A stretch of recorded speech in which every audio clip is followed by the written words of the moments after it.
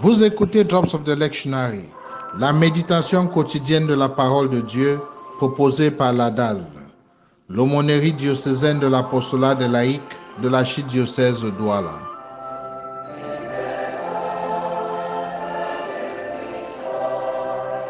Toi, Seigneur, la lumière qui éclaire mon âme, qui illumine mon existence, unifie mon cœur pour qu'il craigne ton nom, pour ta plus grande gloire.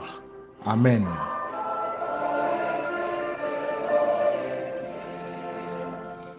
Lecture du livre des Actes des Apôtres, chapitre 9, versets 1 à 22. En ce jour-là, Saul était toujours animé d'une rage meurtrière contre les disciples du Seigneur. Il alla trouver le grand prêtre et lui demanda des lettres pour les synagogues de Damas, afin que, s'il trouvait des hommes et des femmes qui suivaient le chemin du Seigneur, il les amène enchaînés à Jérusalem. Comme il était en route et approchait de Damas, soudain une lumière venant du ciel l'enveloppa de sa clarté. Et il fut précipité à terre et il entendit une voix qui lui disait « Saul, Saul, pourquoi me persécuter ?» Et il demanda « Qui es-tu, Seigneur ?»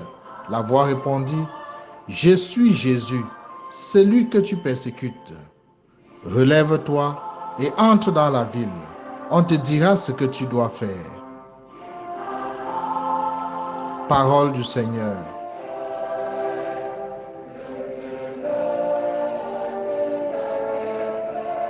Chers frères et sœurs en Christ, le Nouveau Testament comporte 27 livres. L'apôtre Paul est l'auteur de 13 de ces 27 livres.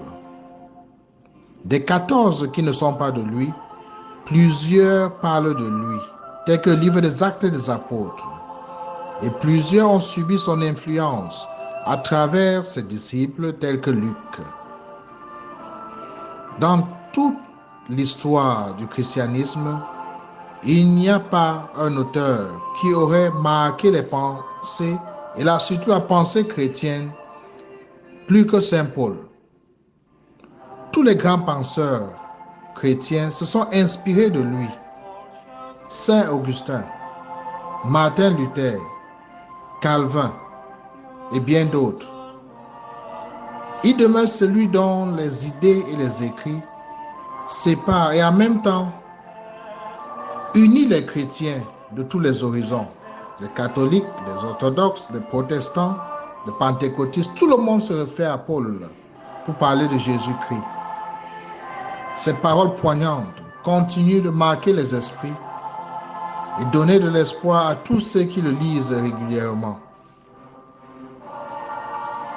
Tout a commencé pour Saul un beau jour sur le chemin de Damas, tel que nous raconte la lecture. Saul fait l'expérience de Dieu d'une manière dramatique. Tout va basculer dans sa vie. Saul va cesser d'être le persécuteur des chrétiens. Il deviendra plutôt apôtre du même Christ qu'il a persécuté. Il prendra le nom de Paul, apôtre des païens. Il se laissera emporter par le Christ au point de crier « Je vis, ce n'est plus moi qui vis, et c'est le Christ qui vit en moi. » Ou alors, comme il écrit aux Philippiens, « Je ne veux qu'une chose, connaître le Christ et la puissance de sa résurrection. »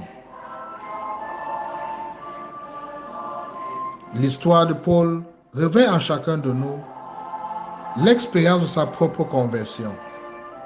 Ce moment dans ma vie où je me suis rendu compte que Dieu était présent, que sans Dieu je ne suis rien, sans sa parole, sans ses commandements, notre vie tourne en rond, que sans la prière, sans l'Eucharistie, sans la messe,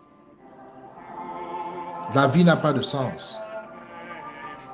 Si vous avez connu des moments pareils, rendez grâce à Dieu pour votre conversion. Sinon, dans une courte prière en ce jour, invoquez la présence du Seigneur dans votre vie, car sa présence éclaire tout, illumine tout et donne un désir profond de la paix qui ne vient que de lui. Prions. Seigneur, tu m'as séduit et je me suis laissé séduire. Merci pour ma conversion.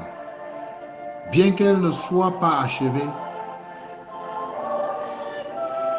me voilà aujourd'hui à ton service, proche de toi.